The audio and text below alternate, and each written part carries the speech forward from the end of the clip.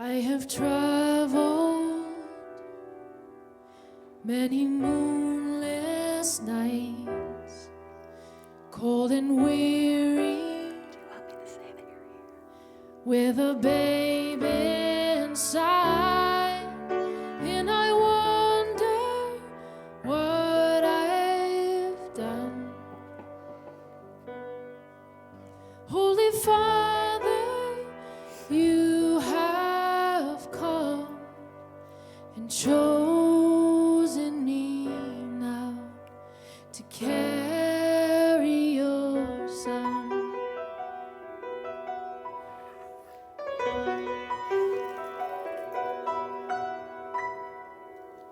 I am waiting on a silent prayer. I am frightened by the load I bear in a world as cold as stone. Must I walk this path alone? Be with me now. Be with me now. Breath of heaven, hold me together. Be forever near me. Breath of heaven.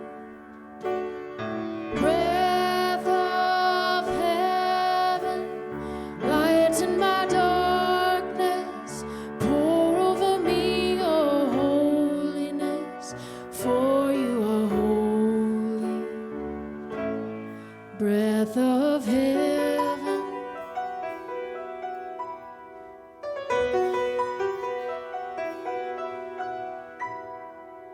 Do you wonder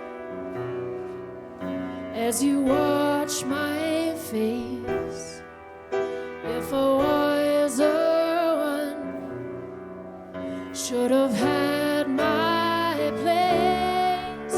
But I offer all I am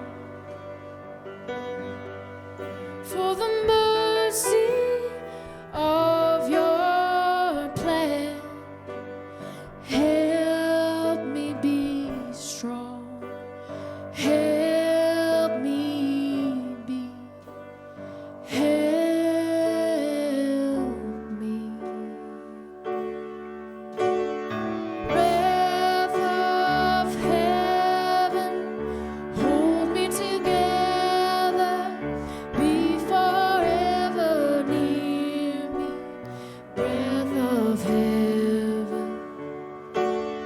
Breath of heaven, lighten my darkness. Pour over me your holiness, for you are holy. Breath of heaven, hold me together. Be forever near me. Breath of heaven. Breath of heaven, Lord, in my darkness, pour over me your holiness, for you are holy. Breath of heaven. Breath of heaven. Breath of heaven.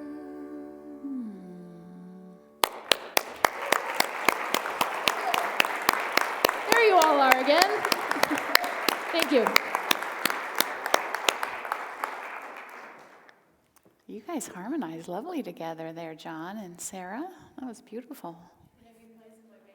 He plays in your band, that's right. You guys have a history. Yeah. Okay, I'm a little tired now. I think it was Day 2, we all woke up at 2 a.m., including Hazel, who's 14. She just came upstairs and said, now what do we do? Do I get ready? I'm like, no. Everybody stay calm. Let's do a few things, and then let's try to go back to bed. It's been really interesting. I'm not really tired, but. And it's great to come back. So, we left before Thanksgiving, and now we're back, and Christmas is going. And it was like 89 degrees, zillion degrees there, and we were in shorts, and you can see my tan.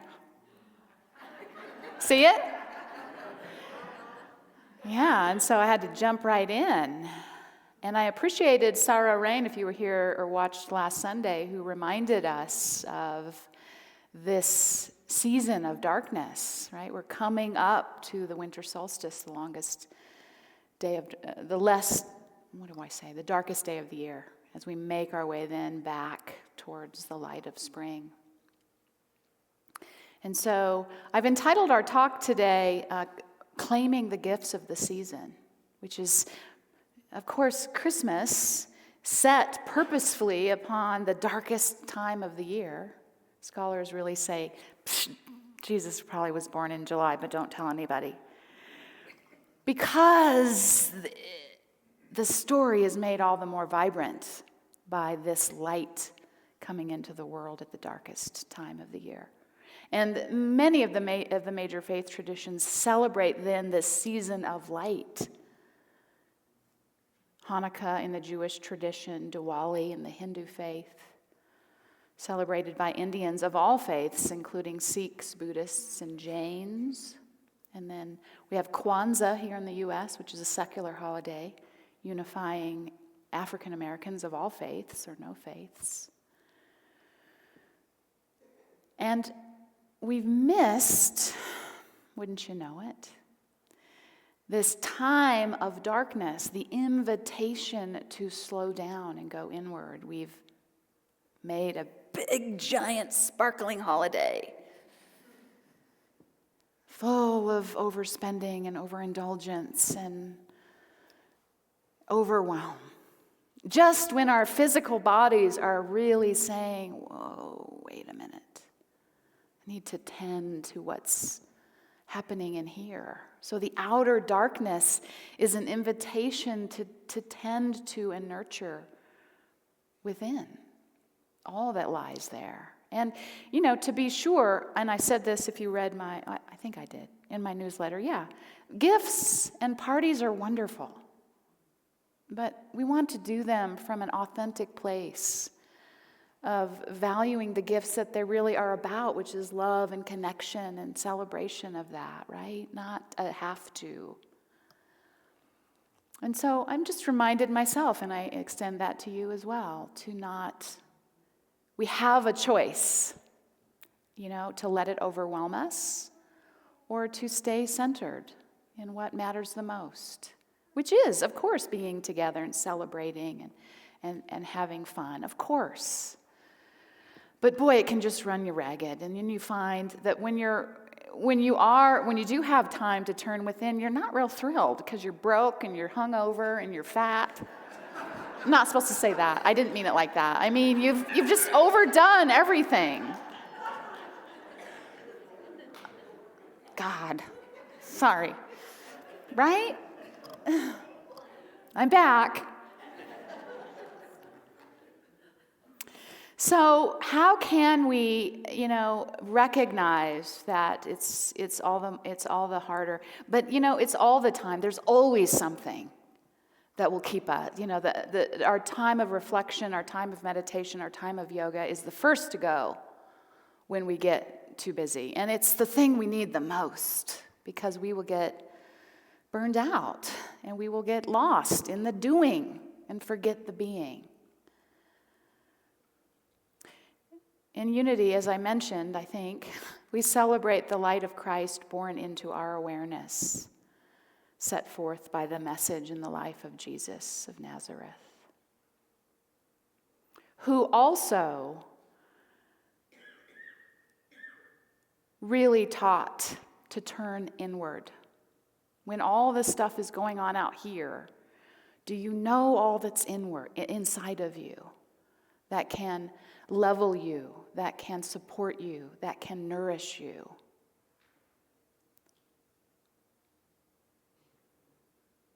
And with greater awareness, we realize that we do have a choice always to tend to that as well.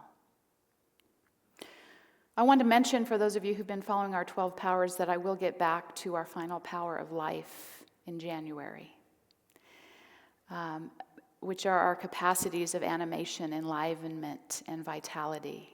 And we're using this all the time, so we can consider this season, what am I giving life to? Hurry, scurry, flurry, or connection? Deepening.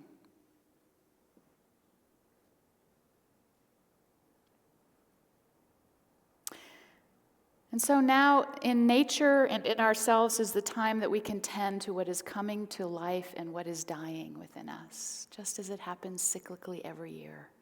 Who we are is always, or should be, evolving.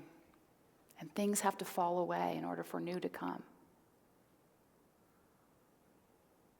Enriching the soil for what we are preparing to plant and nurture in the new year.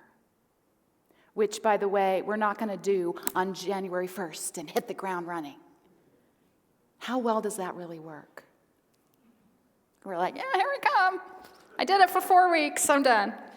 Because slow down. What is really coming to life for you and for us? That doesn't happen in one day of resolution. It's taken us quite a bit of time to be able to have eyes to see. And to be able to trust that we can cultivate what is calling our attention. What's not working? What is working? What is falling away?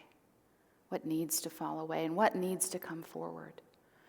I have this reading that I wanted to share with you from the Essene Book of Days, which I do have some for 2025 in the bookstore if you're interested, which I understand is now called your spiritual supply center while I was gone. Okay. In the bookstore if you're interested, which I understand is now called your spiritual supply center while I was gone. Okay. There's all sorts of fun stuff in there. Check it out. But it says this: outer darkness calls for nourishment within. And the meditation is, the seed within the earth lies alone awaiting. It knows not loneliness, but strength of purpose. Throughout the year, I have known loneliness in crowds, but aloneness is quite different. I must pass through the gate to the inner temple alone. And that is what this season supports us in doing, in this time of darkness, to go inward.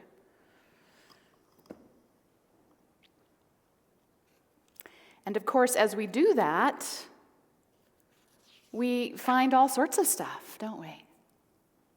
We find what lurks in our shadows, those parts of ourselves that have been exiled from the light of awareness, from the light of love.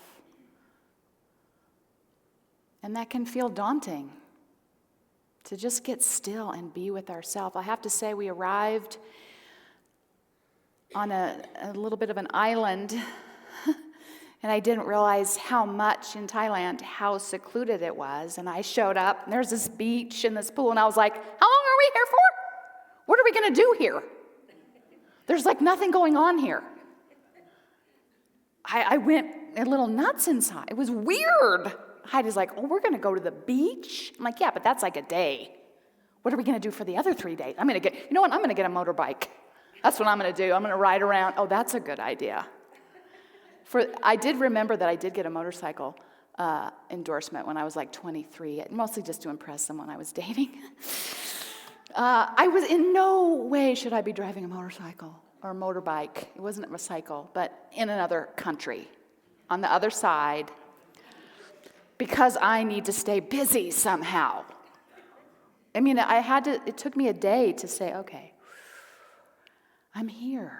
Look at where I am, right? What are there things we should see? Are there temples? Are there stuff? No. No, actually, we have to let them know if we want anything from the grocery store, and they're going to ferry it over. What? I can't go shopping? Yeah.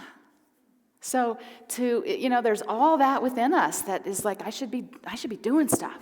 I need to be doing stuff, even on vacation.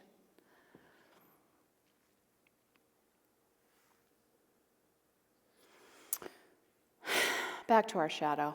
I tried to get out of it. Here we are. I say this, and I wrote this, so I'm reading it. While the reasons that we do this, exile places and parts of ourself in the darkness within us and pretend they're not there. While the reasons we do this may vary, the contents tend to be similar. In the shadow, we find the remnants of unrealized desires and dreams, immobilizing fears, unprocessed grief and trauma, alongside any aspect of our own nature that has been deemed unwanted, unnatural, or unworthy. Casting the light of compassionate awareness inward, we also see the shadow of a bridge over which we can extend the terrain of our wholeness by way of healing. So it is daunting. Doing that requires us to revisit things that hurt us, to revisit disappointments. But we're holding them whether we're aware of them or not. And they stifle us, and they cause us to project and to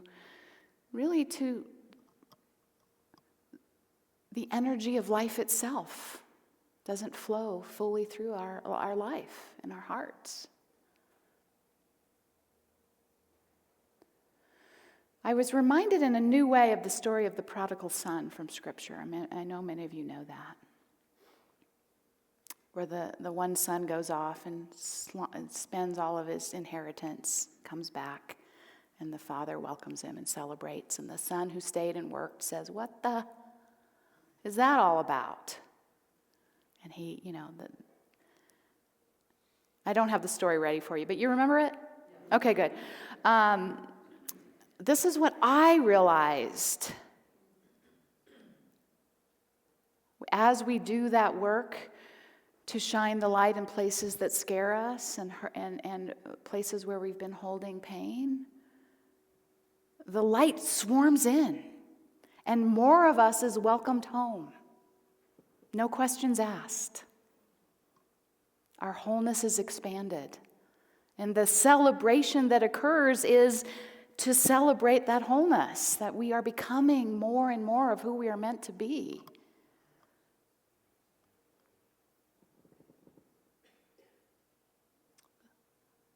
The celebration is then realized as that fullness of our truth self expands by way of this reunion.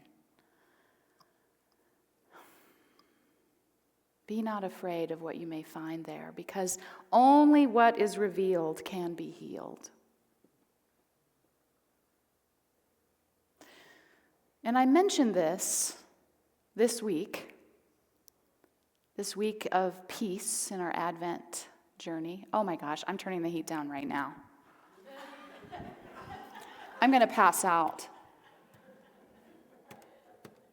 And some of you are going to sleep, so that's what I'm going to do right there. All right, you're welcome. You're welcome. You're welcome. I know some of you are mortified. I just did that on camera. Okay. I mention this, here's why, because many are likening what we are seeing, what we are experiencing collectively, to our collective shadow coming to light.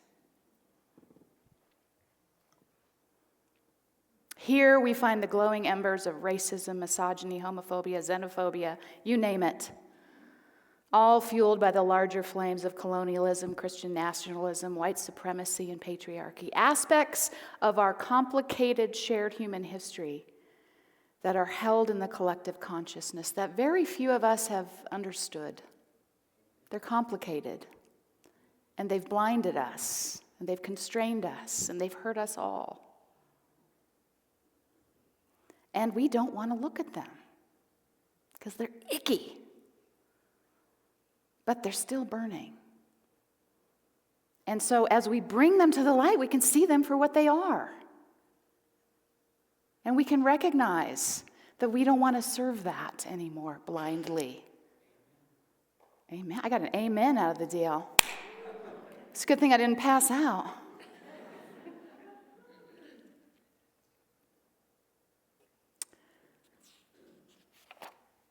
We did not individually cast these shadows ourselves.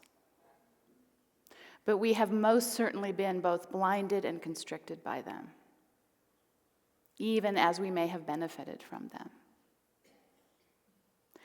And so here too, the truth is what is revealed can be healed.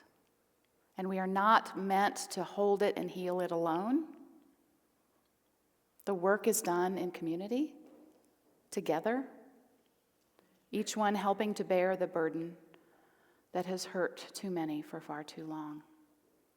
You know, I was reminded of the social, cultural, and religious tensions that were actively brewing when Jesus was born and into the world that he grew up in.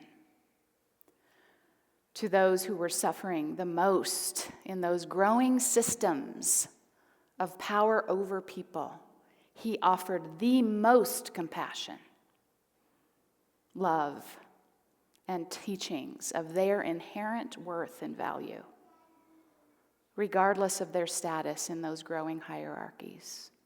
And he spoke quite directly against the misuse of authority and power in ways that harmed people that they were meant to serve. He didn't do that with vengeance or violence, but with complete and utter spiritual authority, which he sought to illuminate for anyone with ears to hear and with faith to believe that they too are expressions of that source of life, whatever name and nature you call it. Now, we've expanded upon that because this story is expanding. This is our story. He didn't say, worship me. He said, follow me. Follow me because I know what lives in you. I know who you are. Follow me in all things, which means what? We're going to have to get crucified. Parts of us that think we know in our humanity will have to fall away in order that we can ascend to a new, higher level of life, individually, one by one, and collectively.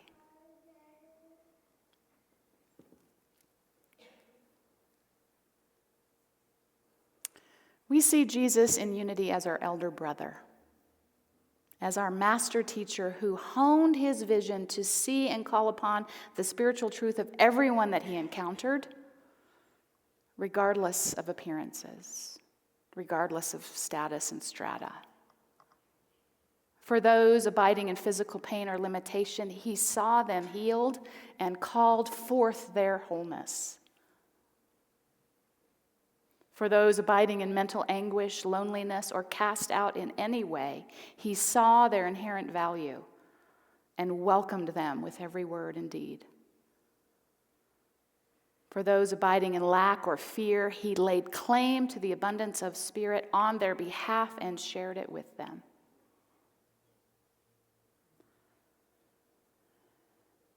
For those abiding, I already said that, darn it. It was so good. Yeah, okay, thank you. For those abiding in fear and anxiety, for whatever the reason, he saw their inherent courage and called forth their bravery. Forget which disciple he would call. There he is, such and such the brave, because he had been not so brave, but as he stood up in his courage, he would say, there's Joshua the brave. It's not Joshua, I'm sorry. And as I said, he frequently spoke to those serving in roles of leadership and power over the masses of the importance of doing so with great care and integrity, and was quick to call out greed and hypocrisy. And in truth, I believe that Jesus also knew that they, just like those mentioned above, were capable of living free from the pervasive egoic tendencies towards self-preservation and aggrandizement. And he called that forward in them. Jesus knew of these tendencies within himself. Remember, he grappled with them. He was tempted. And he knew the danger that they possessed when left unchecked and given power and authority. That very danger was eventually enacted against him directly. But what has been lost is how this story is our story as well. It's become the story of Jesus who was crucified and resurrected and ascended. And that is what is possible for us, not physically, but in our thinking and in our living, to come up higher and higher to know a greater purpose.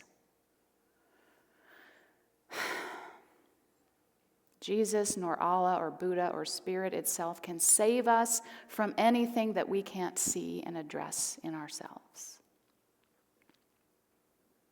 However, it is the Christ of our being, by whatever name you call it, your inner light, your Buddha nature. It is the Christ of our being that resurrects us with each crucifixion that we experience.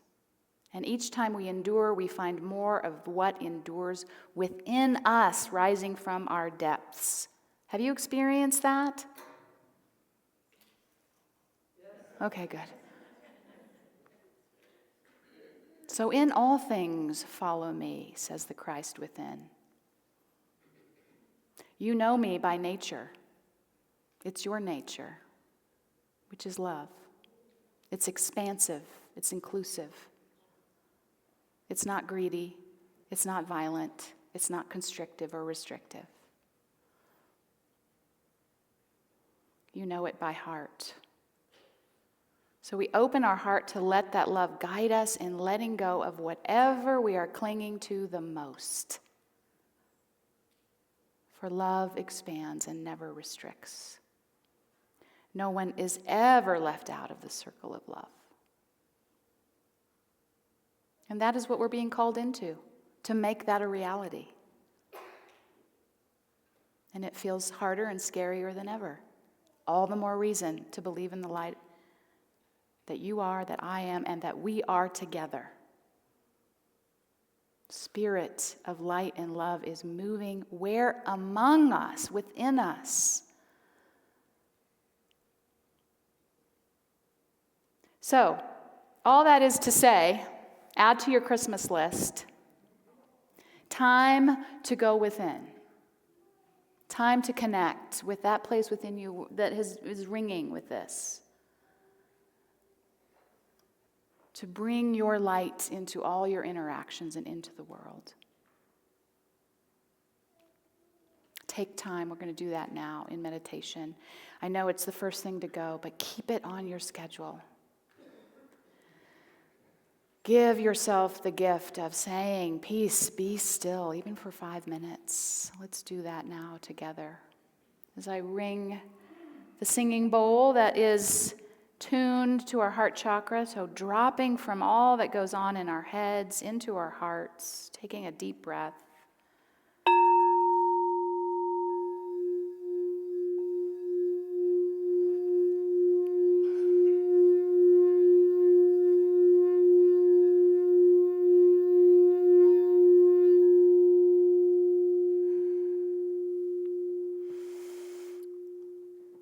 Invite you to close your eyes or lower your gaze. Feel the floor underneath your feet and the chair supporting your back. Know this is a place and a space where you can just let go for these few moments. Releasing all that may need to be done or all that didn't get done. Just let that go. Breathe into the place within you where you connect with that sense of being. Our breath naturally calls us inward and calms our system. So follow your breath. Invite any part of your body that feels tense to relax.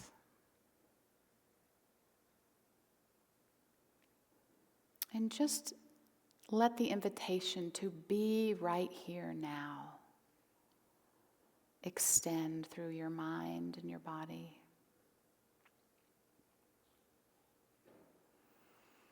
breathing.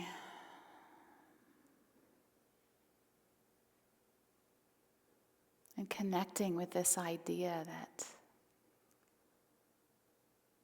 the light of spirit dwells within me right here, right now.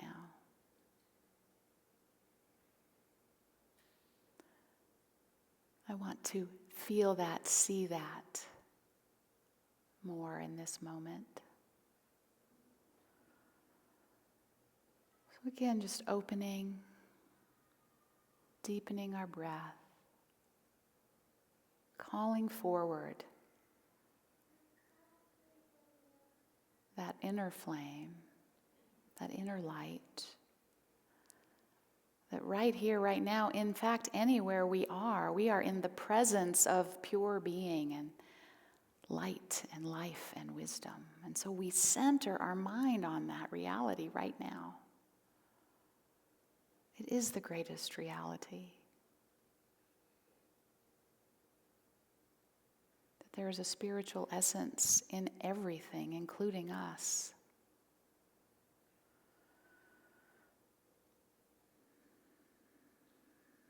May that essence, may that presence be known more fully as we need it more fully, and as we meet it more fully within ourselves.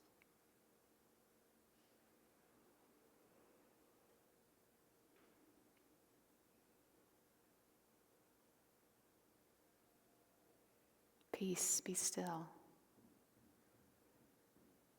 And know that I am in the midst of you, in the center of your being.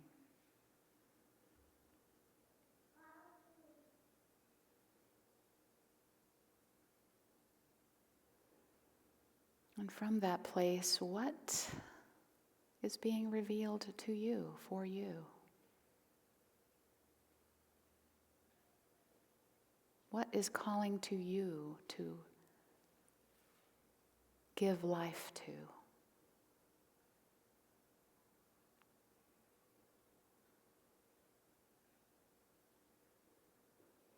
And what may you have to release in order to do that more fully?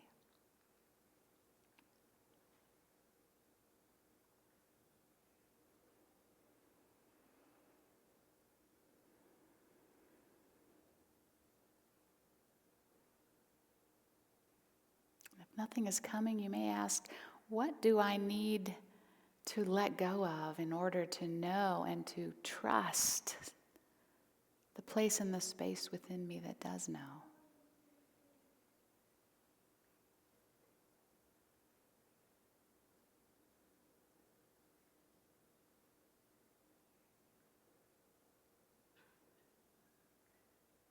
To trust that there is a great purpose working in and through my life and our collective life, and I want to be a part of it. I want to shine my light more fully.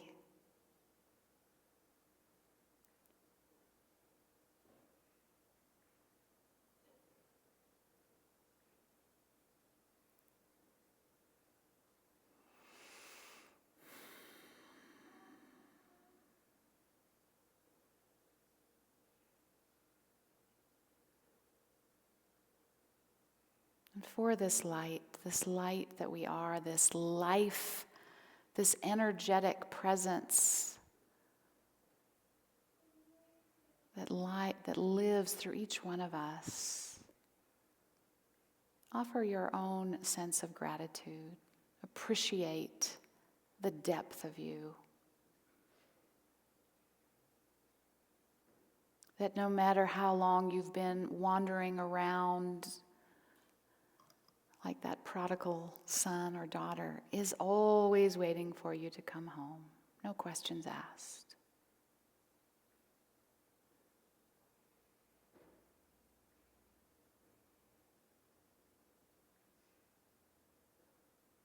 Get familiar with this space within you and continue to explore it and nourish it in these days of darkness.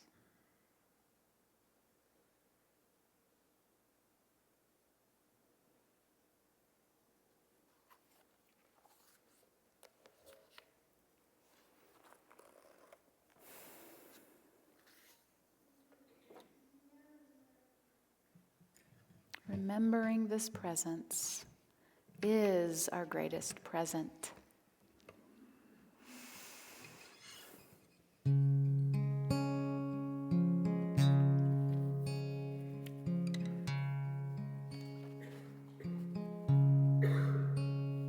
I remember the presence. I return to the presence. I am one with the presence of the power.